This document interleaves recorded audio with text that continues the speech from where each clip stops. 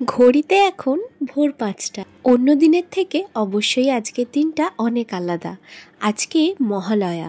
প্রতি বছরের মতো এবছরেও দিনটা শুরু করলাম টিভিতে মহিষাসুরমর্দিনী দেখে। মায়ের আগমনের সাথে বিনাশ হোক সমস্ত অশুভ শক্তির, এই প্রার্থনা মনে নিয়ে আজকের দিনটা শুরু করছি। এবছর ভেবেছিলাম মহিষাসুরমর্দিনী টিভিতে দেখার পরে একটু রাস্তায় ঘুরতে বেরোবো, তবে বেরোনোর আগেই ঝমঝমিয়ে বৃষ্টি। কিছুক্ষণ পর অবশ্য বৃষ্টিটা থেমে গেছিল, তখনই দুজন মিলে বেরিয়ে পড়েছিলাম কাশফুলের খোঁজে। খোঁজ তো পেয়েও গেলাম, তবে সামনে এত কাদামাটি যে সেটা পেরিয়ে কাশফুলের কাছে যাওয়ার আর সাহস করে উঠতে পারলাম না। তার পরিবর্তে সামনে পেয়ে গেলাম এত সুন্দর একটা মন্দির। আজকের দিনে যে এইভাবে ঠাকুর দর্শন পেয়ে যাব সেটা কিন্তু আমি আশা করিনি। মন্দির চত্বরের ভেতরটা কিন্তু ভীষণই সুন্দর দেখতে।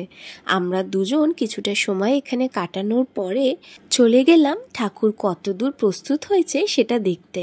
গিয়ে দেখলাম ঠাকুর রং করার পর্ব শুরু হয়ে গেছে।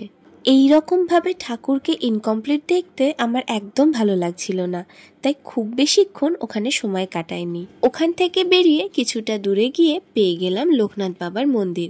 তবে যেহেতু সকালবেলা সেই জন্য বেশিরভাগ মন্দিরই বন্ধ ছিল, তবে ঠাকুরের দর্শন কিন্তু পেয়ে গেছি। বাড়িতে এসে দেখলাম মা গেছিল সিদ্ধেশ্বরী কালীবাড়িতে পুজো দিতে।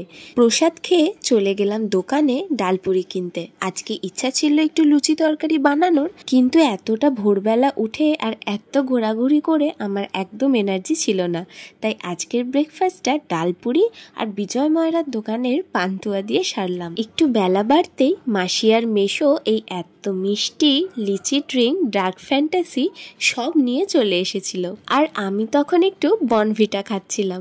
দুপুরবেলা আজকের মেনুতে ছিল পোলাও আর পনিরের তরকারি, তার সাথে ছিল চাটনি, পাঁপড়, মিষ্টি।